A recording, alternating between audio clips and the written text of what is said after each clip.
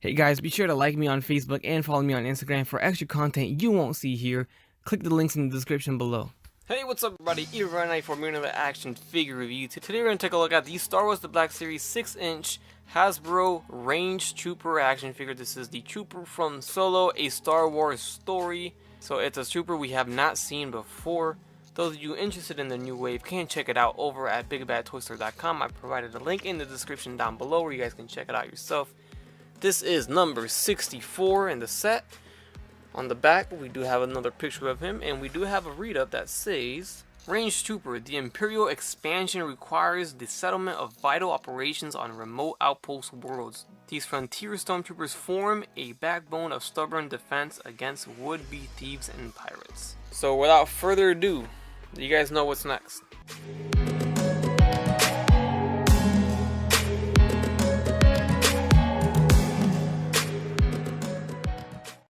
So here we have the Range Trooper. I like it. I really do like it. First impressions right out of the box. It looks really cool. It really does. This is quite a unique looking trooper.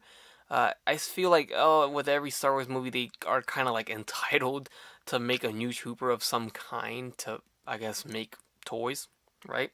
They gotta make something different, not the same as other movies. I feel like it because if you notice in Rogue One there's a new trooper, there was the Death Troopers, and we had that new droid, and then we did get the First Order troopers, and of course Force Awakens and Last Jedi. There's always a new trooper of some kind. We did get the Scarif troopers on Rogue One as well too. So now we're getting Range troopers.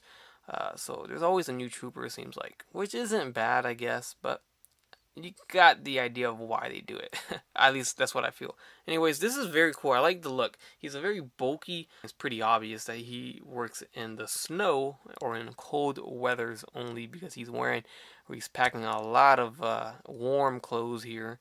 And what's really cool about this, we'll see it closer in a second. He has an actual fabric collar or how do you say it? Scarf, or it's not a coat, but the thing around his neck is fabric.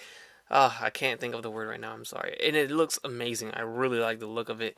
And this guy is 2 per case, so he's a good army builder, and it's easier to army build because he's 2 per case. So the only accessory he comes with is his blaster rifle. That's it, nothing else. So it seems to be the standard blaster for stormtroopers. Getting closer to the Range Trooper, I love the detail they added onto his helmet here. The burn marks or the battle damage marks, and that goes all down his armor here. Here you can see the fabric piece. I love how this came out. It feels great. It seems like it would be the material that they would use. And it's only there. I think it would have been a little bit overkill if they did the entire coat. So I guess that's a good thing that they didn't.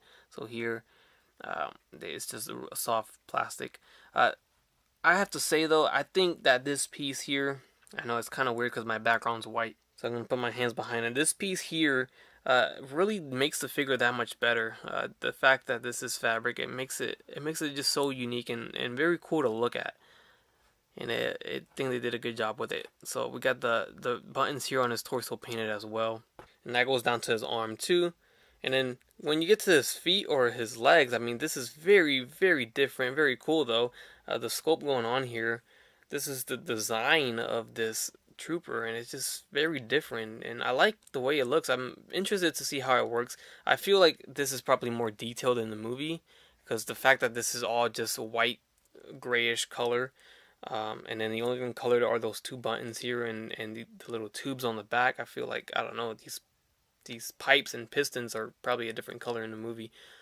So I don't know if Hasbro just went lazy here. They probably did. I don't know for sure because we haven't seen the movie. But I doubt that this is the color of all these things on his leg here. So I wish they would have went the extra mile and detailed that. If it's a metal color, if it's a gray color, it's like, it would have made the figure that much better. But overall, the sculpt looks fantastic on that. His articulation consists of a head swell, goes left and right. It goes up and down as well. Arms go forward and back. They go in and out. No bicep swivel.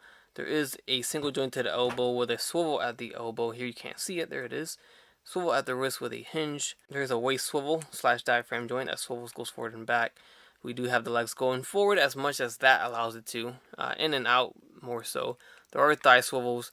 The knees are single jointed knees actually. They're not double jointed, and they do swivel at the knee. and then the ankles do go forward.